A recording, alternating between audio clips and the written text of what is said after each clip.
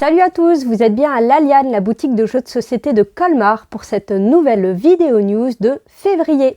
On a un petit peu tardé à tourner parce qu'on attendait les résultats, les annonces des sélectionnés aux As d'or. Donc l'As d'or, ce prix qui récompense les meilleurs jeux de l'année en France. Il y a 4 catégories.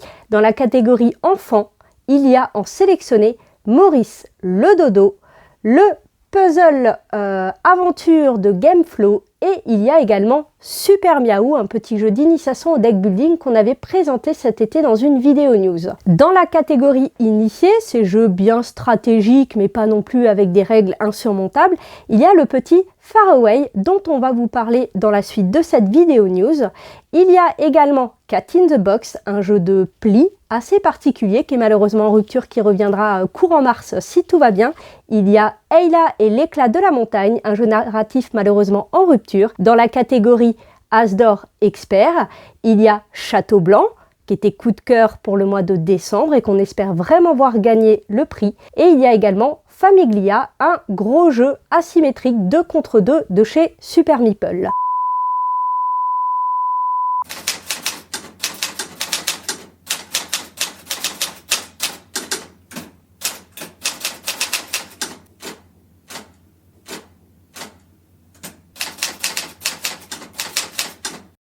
Voilà, maintenant, vous pouvez éteindre la télévision et reprendre une activité normale. Ah, ciao, bon dimanche!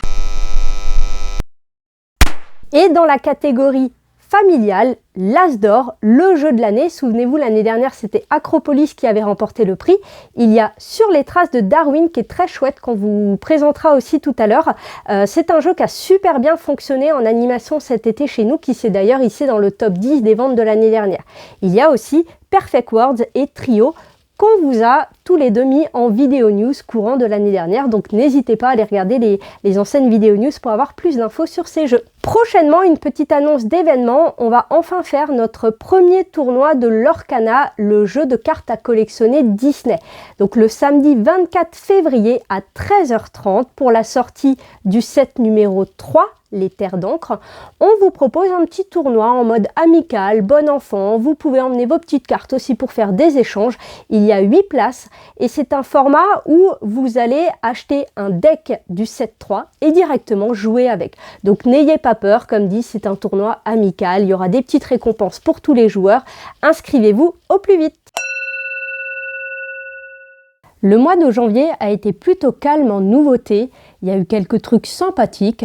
Par contre, il y a eu Dragonwood, que moi j'ai testé depuis avril, je crois, de l'année dernière, et j'espérais beaucoup qu'il sorte pour Noël, parce que c'est un jeu que je trouve très familial, très accessible, c'est dynamique, avec du lancer de dés. Très belle édition, moi j'aime beaucoup le design du jeu, les dés sont magnifiques, et il y a cette jolie petite piste de dés intégrée qui est donc fabriquée par Offline Edition. Le but du jeu est de gagner des points en terrassant des monstres. Le jeu va s'arrêter soit quand le paquet aventurier a été vidé 2 fois, soit quand on a combattu les 2 dragons spéciaux. À notre tour, on va faire une seule action parmi 2 possibilités. On peut piocher une carte, voilà, j'ai fini mon tour de jeu, pas plus de 9 cartes en main, ou alors on peut annoncer qu'on va tenter de terrasser une créature. Il y a 3 manières de terrasser une créature. Nous pouvons frapper, nous pouvons piétiner ou nous pouvons hurler sur la créature. Pas sûr que ce soit efficace dans la vraie vie, mais dans le jeu, ça l'est. On va devoir jouer des cartes aventuriers de sa main. Pour l'action frapper, on va nous demander de jouer une suite de cartes. Pour piétiner, on va jouer des cartes de la même valeur. Et pour hurler, on va jouer des cartes de la même couleur. Vous pouvez jouer une carte, dans ce cas-là, vous ne lancerez qu'un seul dé. Ou alors là, par exemple, je joue 4 cartes de la même couleur, c'est-à-dire que je vais essayer d'hurler sur ce jaguar féroce. Comme j'ai joué 4 cartes, je vais pouvoir lancer 4 dés. Et mon lancer, je fais l'addition de mon lancer, 5, 6, 7, 8, ou tout juste pour l'action hurler, il fallait que je fasse 8 ou plus avec les dés. Donc j'ai remporté cette créature qui, à la fin de la partie, me fera des points. Et je défausse mes cartes aventuriers que j'ai utilisées. Si jamais je n'avais pas fait la valeur demandée, je reprenais en main mes cartes. Par contre, je défausse n'importe laquelle de mes cartes puisque j'ai pris une blessure. Et ensuite, nous recomplétons. Nous pouvons trouver des événements à appliquer immédiatement. Ce sont des événements positifs ou négatifs qui vont s'appliquer à tous les joueurs. Donc on l'applique et ensuite on recomplète avec un dragon de feu. Nous pouvons également récupérer des cartes amélioration qui, comme leur nom l'indique, vont améliorer nos actions de base. Comme dit, c'est très familial, c'est très abordable, c'est super agréable à jouer. J'avais vraiment eu un coup de cœur l'année dernière pour ce jeu et l'édition est magnifique. 27,50 € avec une piste de dés qui vaut 11 €. Non, franchement, je suis très contente qu'il sorte enfin. Sur les traces de Darwin fait donc partie des jeux qui sont nommés pour l'As d'or et j'espère bien qu'il le remportera parce qu'il le mérite amplement. C'est un jeu donc familial qui se joue de 2 à 5 joueurs, aussi bien à 2 qu'à 5. Le but est de gagner des points de victoire qui vont toujours être matérialisés par le petit symbole laurier rouge. Il y a plusieurs manières de gagner des points de victoire, on y reviendra. Nous allons jouer 12 tours. Nous saurons que c'est la fin parce que la pile des tuiles sera vide et qu'on aura tous 12 tuiles, ni plus ni moins, sur notre plateau de jeu. À notre tour, nous allons devoir récupérer une tuile par rapport à l'emplacement du bateau. Le bateau est ici, j'ai donc accès aux 3 tuiles en dessous. Je décide de récupérer la deuxième tuile. Le bateau va donc immédiatement avancer de 1 flèche, 2 flèches. On recomplète et le joueur suivant aura accès à cette ligne-là. S'il prend la première tuile, le bateau avancera d'une case. Avant de faire ça, on pourrait éventuellement dépenser un jeton personnage pour avancer ou reculer le bateau d'une flèche, parce que le choix ne nous convenait pas, ou on peut renouveler la ligne du bateau. Ça permet d'interagir un petit peu avec le hasard. Rien ne m'intéresse, je joue une idole pour avoir un choix qui est plus judicieux pour moi. Cette tuile que vous allez récupérer, vous n'allez pas choisir où vous la placez. J'ai récupéré un scarabée d'Afrique. Je vais forcément placer cette tuile sur mon plateau à l'emplacement correspondant. Et c'est au joueur suivant. Si vous récupérez une tuile avec le symbole boussole, vous matérialisez immédiatement une boussole dans votre réserve. Si vous récupérez une tuile avec le symbole couronne, vous récupérez immédiatement Darwin. Le joueur qui possédera Darwin à la fin de la partie gagnera 2 points bonus. Si jamais vous avez complété une colonne ou une ligne, vous allez immédiatement récupérer un livre. Ils font tous 5 points en fin de partie. Si jamais je reprenais un lézard d'Afrique, je superposerais sur le même emplacement et le fait de superposer sur une tuile va me donner le droit immédiatement de récupérer une tuile théorie, une des 3 visibles ou aléatoire, la première de la pioche. Ces tuiles théorie vont vous rapporter des points d'une manière supplémentaire à la fin de la partie. Un point de victoire par scarabée que je possède, un point de victoire pour chaque tuile sur certains emplacements du plateau, un point de victoire pour chaque animal des Amériques, etc. Parfois, vous avez d'autres petits bonus, un petit symbole personnage, vous récupérez un personnage de votre réserve, maximum 2. Et donc, une fois qu'on a joué les 12 tours, on va prendre ce petit calepin. Vous allez marquer les points des lauriers rouges sur vos animaux qui sont visibles. S'ils ont été recouverts par une autre tuile, ils ne vous rapportent pas de points puisque ce n'est pas visible. Si vous avez des boussoles et que vous avez des petits parchemins visibles, vous allez multiplier les boussoles par les parchemins et obtenir des points. 5 points par livre qu'on aura récupéré en faisant des colonnes et des lignes, les points de vos tuiles théorie et 2 points pour le joueur qui a Darwin.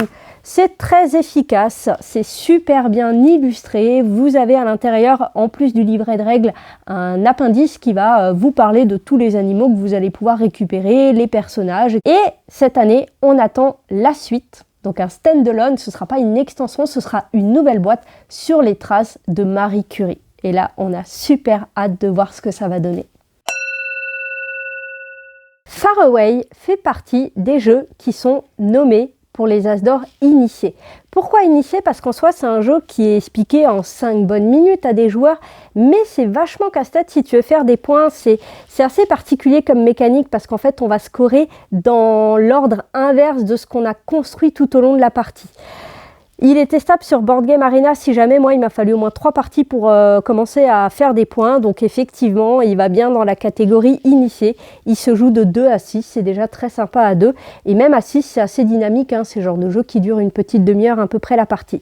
Nous allons jouer 8 tours de jeu. Nous saurons que c'est la fin des 8 tours parce qu'on aura tous 8 cartes et on va compter les points. Les cartes ont des informations qui sont assez importantes. Le numéro de la carte. Est-ce que c'est une carte de jour ou est-ce que c'est une carte de nuit? Est-ce qu'elle va vous rapporter des ressources ou pas?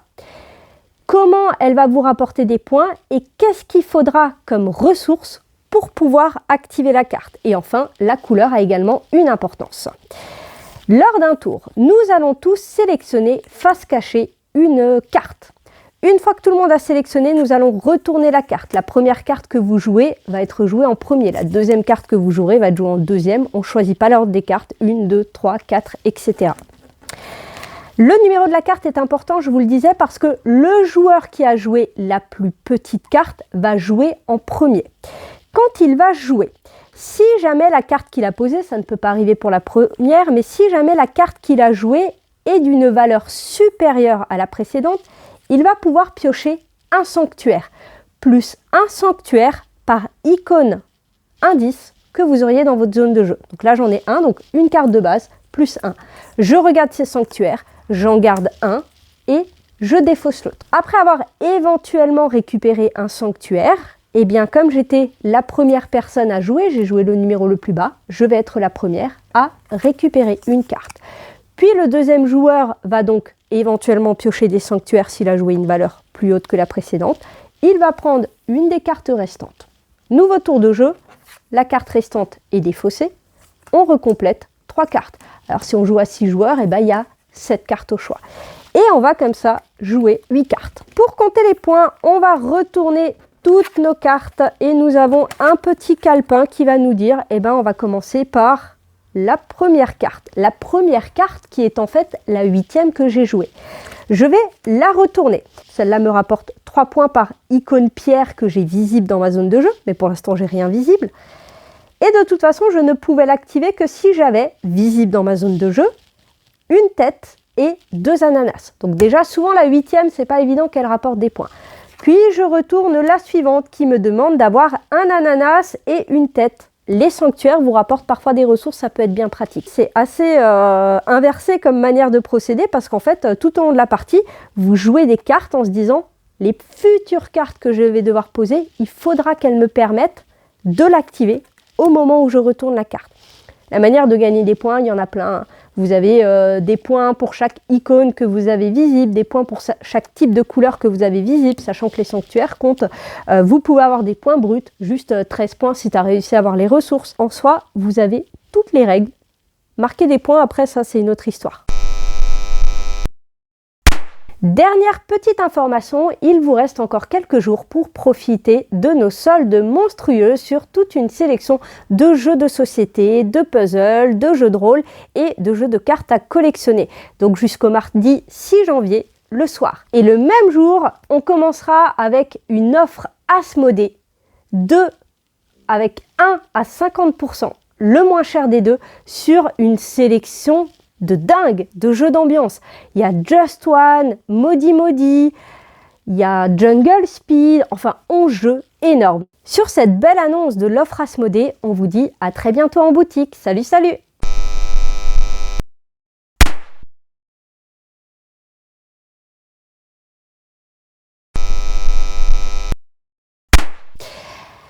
On va aussi prochainement... Attends, je vais la refaire. Il y a Perfect Words et Triomino, quand vous avez tous les deux Triomino. Tu veux pas qu'on la refasse depuis le début ?